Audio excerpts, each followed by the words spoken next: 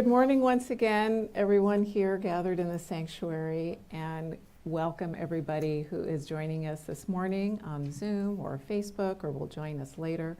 We're so glad to have you join our community, Eckholm Center for Spiritual Living here in La Mesa, and I am Natasha Eckholm.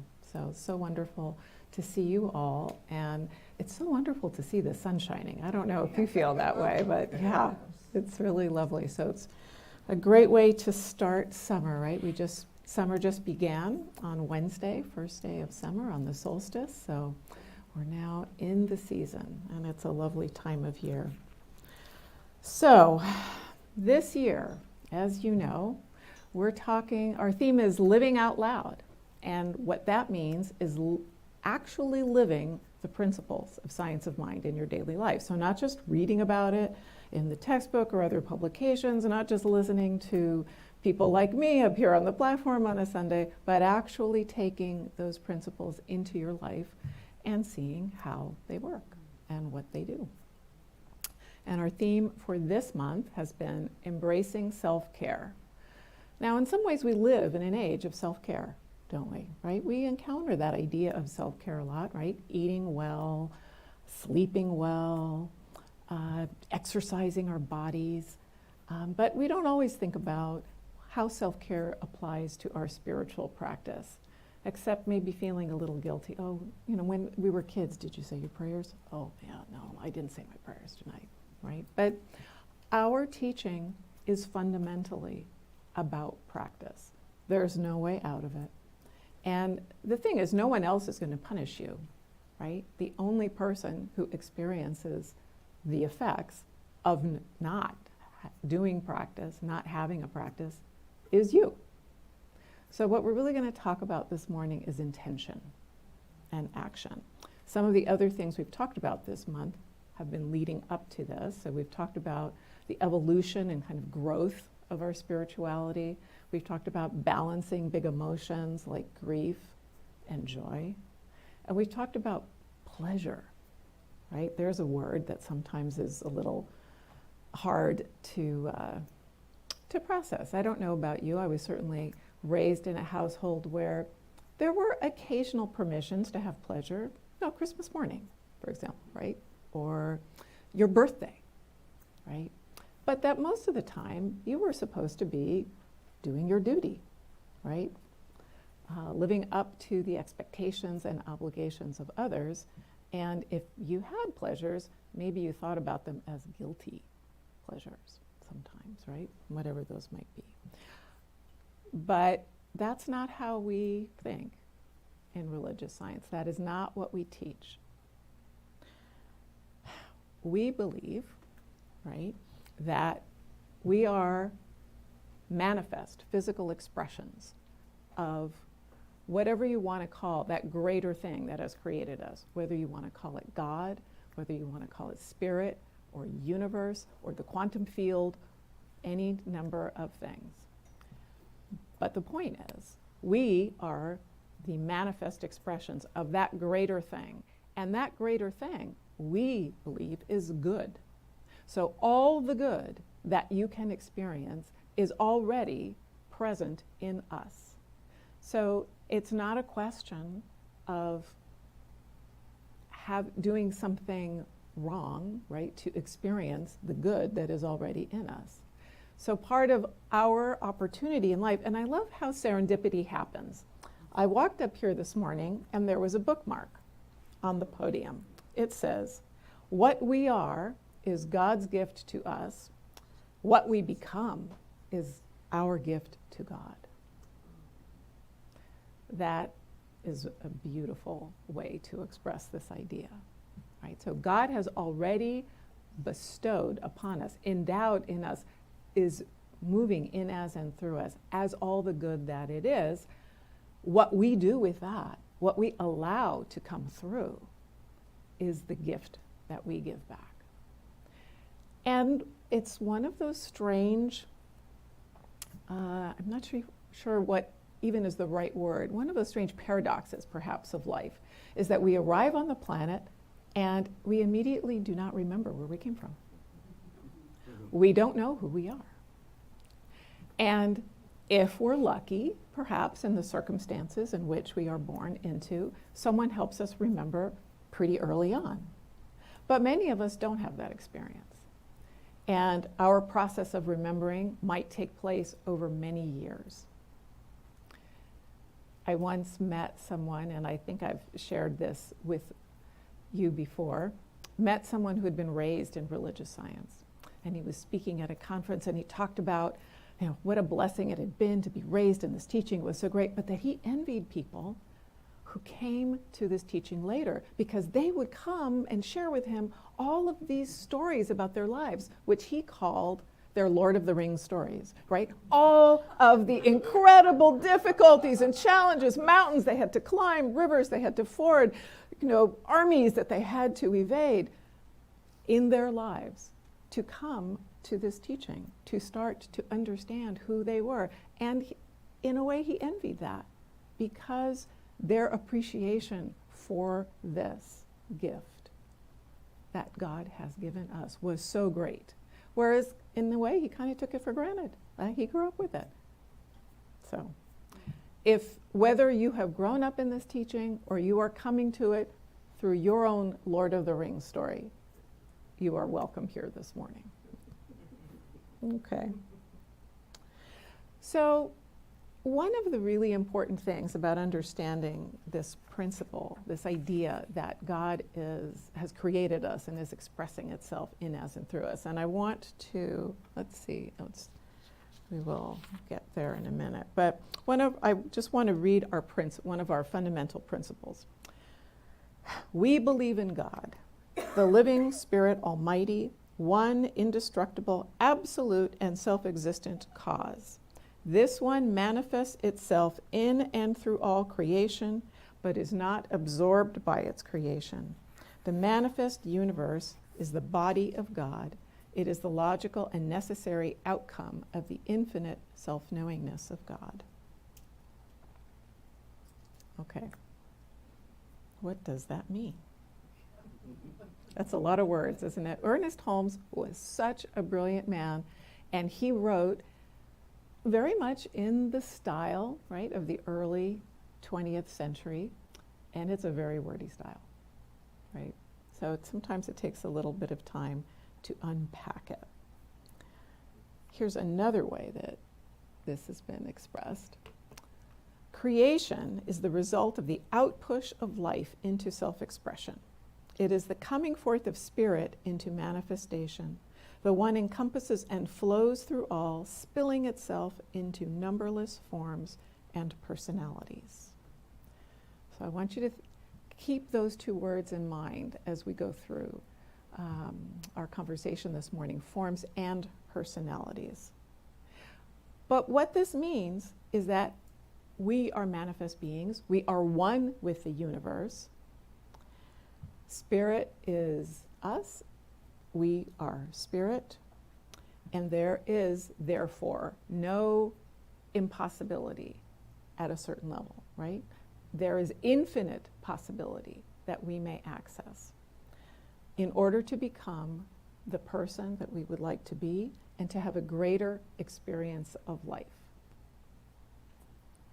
That is the promise of this teaching. We may all have a greater experience of life, and we may all claim that greater good. That is who we are. And it is our project, our life project, to figure out what are we called to. And we do that through our intuition, and we cultivate that intuition, sort of that hearing what it is that we are called to do, with any number of spiritual practices and tools. We're going to talk a little bit more this morning about visualization as one of them. And one of the things that's important to remember about this is, and this is a quote from Henry David Thoreau, "It is the beauty within us that makes it possible for us to recognize the beauty around us. The question is not what you look at, but what you see." So,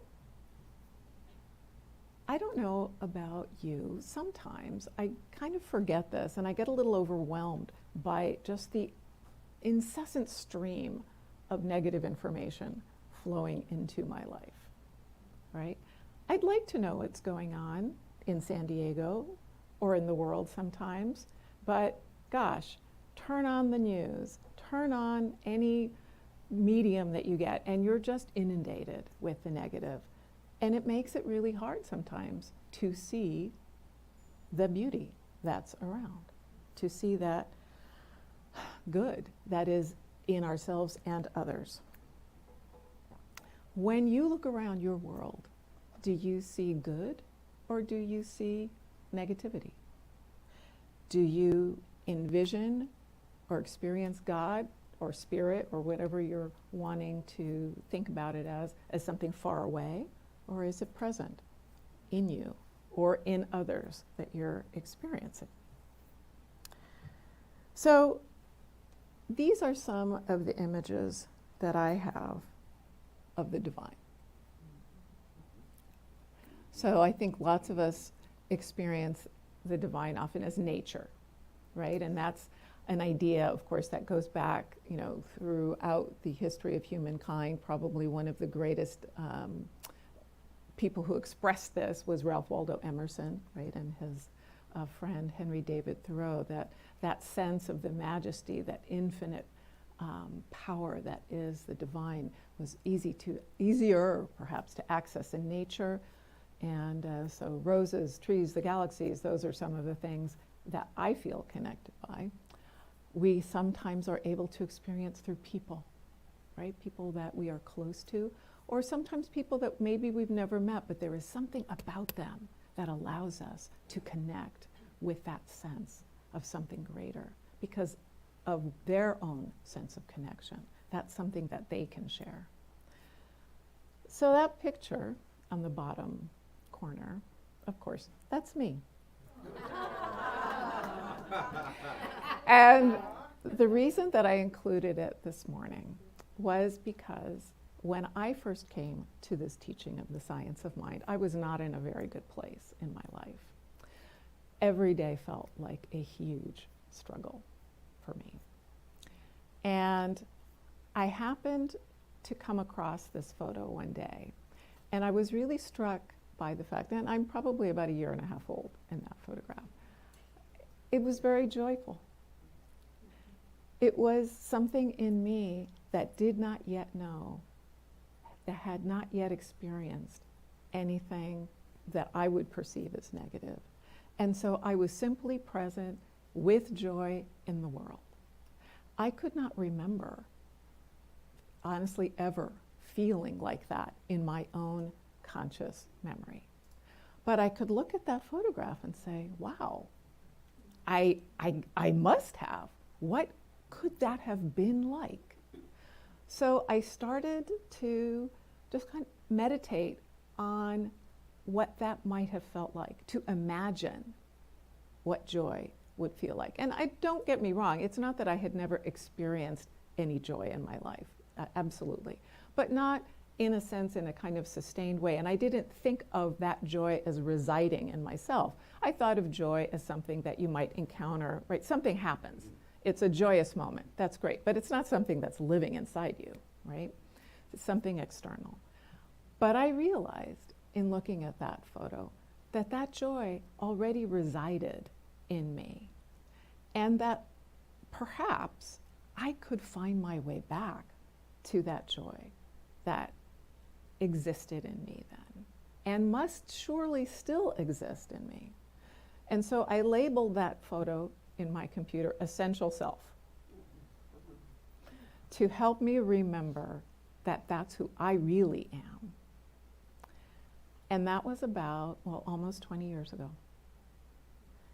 And so I share this because whatever that is for you, I want to invite you to think about that part of yourself that has always been that expression of the something greater, that expression of spirit, the divine, that expression of love, that expression of peace, that expression of power. It is whatever resonates for you, but it's in you. And if you haven't connected with it, or if at the moment something is getting in your way, of connecting with it. I just want to remind you that it's there. If there is an image or a sound or a song or a sensation that helps you connect to it, I want to invite you to just, while we're talking this morning, to just bring that forward.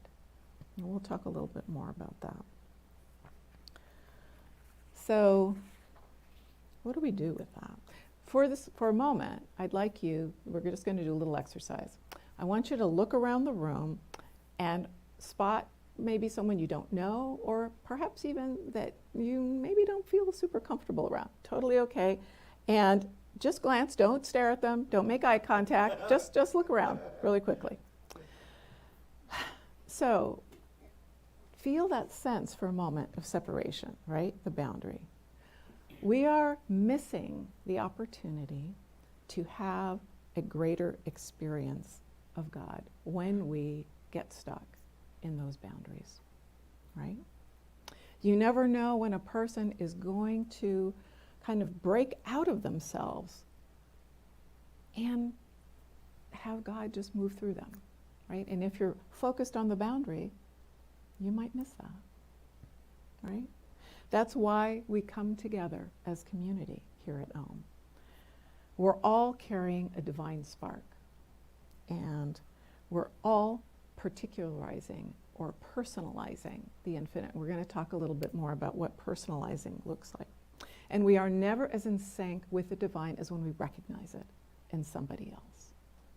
So that's another dimension of being in community, that opportunity to be in connection with others, to recognize that divine in others, and to practice recognizing it out in the world. It doesn't mean you have to love everybody. It doesn't even have to mean you have to love everybody in here. But it's an invitation to just think about, because we are all basically like a cell, right, in a great whole. And there's a group of cells that are hanging around here. We're all part of that greater thing. So, personalization. What does that mean? Oh, somehow this is not the right one. Sorry, they got out of order. We'll go here first. So Roger Teal, who is a now retired minister in our movement, says this: as we make welcome higher ideas, we are equipped to put our unique personal spin on them. Yet they flow to us from that immense intelligence at the heart of this universe. As individualized expressions of spirit, of love and intelligence, each of us lives within an infinite ocean of possibility. At any moment, we can open to receive, cultivate a transformative idea beyond anything we have ever realized before. Ernest Holmes famously said he would rather see people practice our teachings and prove the principles than read all the most holy spiritual books, including his, right? That there was the practice, but he said the practice of this is personal to each individual, and no one can live our lives for us, right? So reading Ernest Holmes is not going to live your life for you. Listening to me this morning is not going to live your life for you. Only you can do that, right? So how we use these gifts that God has given us that are within us, and by gifts I mean both sort of the unique talents, the ways that we express that divine, like in Leslie's beautiful music this morning, or Brenda's amazing artwork that she does, and everybody has the things that they do that express, that are creative, right? But beyond that, also just that good that is God. And we are all always expressing that all the time. That love, that peace, that sense of abundance and possibility, that wisdom. We are all channels for all of that good all the time. So he says to hold one's thought steadfastly to the constructive, right? To that which endures, and to the truth may not be easy in a rapidly changing world. but to the one who makes the attempt, much is guaranteed. Now imagine he wrote that in the 1920s in his rapidly changing world. It sure feels like our world is rapidly changing right now, doesn't it? Like beyond perhaps what could have even been imagined in science fiction back then, right? So what do we hold on to? So for me, there are a couple of things to keep in mind about this idea of personalization. So one is simply that it is understanding our connection to the divine. And Holmes comments to us that as human beings, it is our nature to kind of personalize this greater entity by making it more like a person, right? Because that's how we form connection and relationship, right? Intimacy. Now, some of us have experienced kind of negative expressions of this, right? You know, if you have experienced faith teaching where God is judgmental and punitive, that is not somebody that you really want to be around, or certainly not somebody I really want to be around, right? But you can also understand the divine as loving, as supportive, as uplifting. And if you struggle to have that sense of connection, if God or spirit or infinite intelligence seems very difficult to connect to, that's something that you can work on yourself. It's also something you can work on with our practitioners and our ministers to help you find what is your way of connecting. But that sense of connection is really important. It's fundamental to the next step in personalization, which is to call forth into your life your way of expressing that divine, right? So each of us has a way to do that. And we've talked a little bit about how creativity is one of those ways that the divine flows through our lives.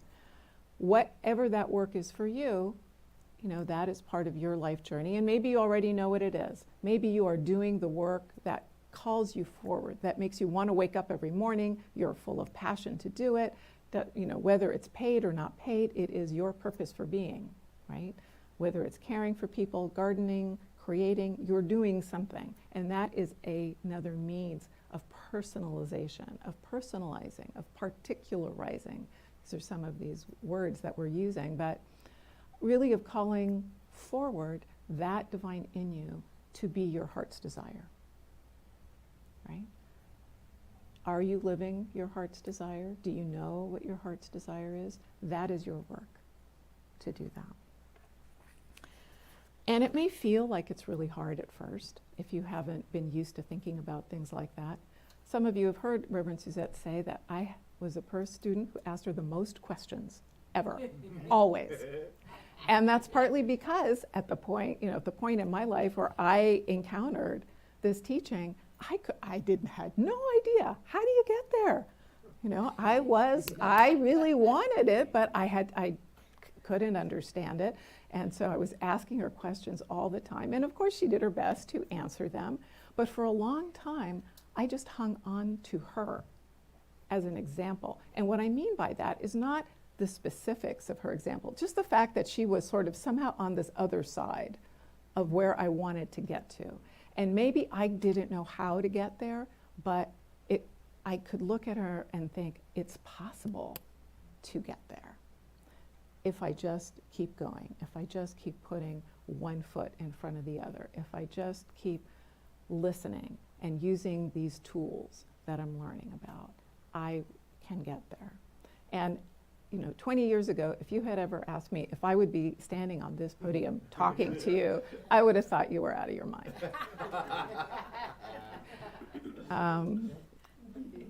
But there you go, right? And this is also part of what we don't realize, I think, sometimes, is that those things that are within us that are waiting to be expressed are just waiting for us to get out of the way, right? And that's also part of our life journey, is to learn how to get out of our own way. Yeah. I came across something actually after I made this other slide, so I just want to read it to you because I think it really is a great image. You can choose to be either a thermostat or a thermometer. The thermometer responds to the environment. It's reactive. The thermostat sets the temperature and creates the desired condition. So we're going to talk about in a moment about visualization. Visualization is a technique that allows you to set the parameters and helps you make your future vision a reality. In creative visualization, you direct your brain to focus on what matters the most to you. What you focus on and take deliberate steps toward is more likely to become a reality. So, I invite you right here and right now to think about yourselves as thermostats, and there should be a piece of paper around that was on your chair that has a little visualization practice, and I just want to review it with you because I want to invite you to, and if you don't have one, maybe you can read along with someone who has one right next to you and we can give you one afterwards. So you can title this at the top, Directions for Being a Thermostat. Okay. So this is just to suggest, so this is a tool for spiritual practice. You can do it at any time, of course, but a good time to do it is before you go to bed, sometimes because you've kind of left the busyness of the day behind you and you're entering into a quieter space where there's room for you to envision your heart's desire, something that is important to you that you want to express or experience in your life. So I'm just going to read through the steps briefly and invite you to take this home and work on it. So you'll begin by turning within and breathing deeply. And then you'll continue by knowing and affirming your oneness with Spirit. And then you will know that you are worthy of all the good that there is. I know that one's hard. We struggle with worthiness. But that's why it's a practice. Imagine what you want to experience, what you desire, what your heart's desire is, and sketch it out in your mind. But rather than focus too deeply on the details, focus on the feeling that you have about it. Focus on what you imagine you would feel when you are experiencing it. Whether that is excitement, joy, peace, security, whatever that feeling is, that positive feeling. Imagine it already is and allow yourself to feel that emotion deeply and breathe into it. And as you do this, affirm this to yourself. Say yes, this or something greater.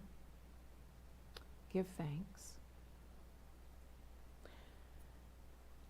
And then continue.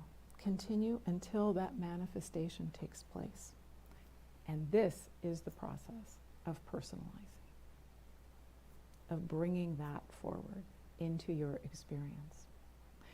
So whatever the senses are that resonate for you in bringing things forward, maybe it's vision, maybe it's sound, maybe there's a song, that a piece of music that when you hear it makes you feel so happy that bring that into it, right? Or a smell or a sensation. For me, sometimes that's what it's like to be at the ocean. That's my happy place. So I bring that sense of joy that I get when I'm breathing the salt air into it. Whatever that is that for you, bring that into your visualization.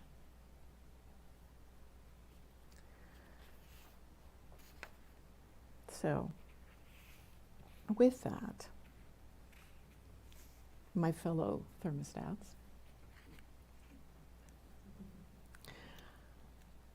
I just want to conclude by reminding you that whatever may have happened in your life up until now does not define who you are. It is simply your experience. And in this moment and every moment moving forward, if there's something that you haven't yet experienced that you would like to, something that you don't want to experience again, don't focus on what you don't want, right? That's really important. Focus on what you do want. Focus on what you want to call forward in yourself. That is good. That is positive. Because that is what is in alignment with what we are. And the more that we keep that remembering of what we are, right? That sense, as I showed you in that little photo of me, of what is within us, has always been within us and is just waiting to be rediscovered. The greater our ability to bring forward into our experience that good that we desire, whether it is a relationship, whether it is a place to live, whether it is work that is fulfilling, whether it is some other thing. I think that sometimes people, when they are learning about New Thought, get a little confused about the question of prosperity in relation to things. There's nothing wrong with things. If there is a thing that is going to make you happy, that's great. Visualize that. But that's really not the point. The point is not the things. The point is the process that brings you to your understanding of the divinity within you and your ability as a channel, as a vehicle, as a being through whom this good can flow. Because the more flows, the more you get out of the way, the greater not only your own life experience, but that of everybody around you. And so when we talk about that global heart vision in our movement, this idea of the world that works for everyone, it is that conviction that when we are all in that state of flow, of good, then by definition, the world will work for everyone. So, I leave you with that this morning. Your opportunity to create a greater life for yourself and our collective responsibility, right? As infinite expressions all together of that greater one, to be doing so together to create a more wonderful, profound, and beautiful life experience. Thank you.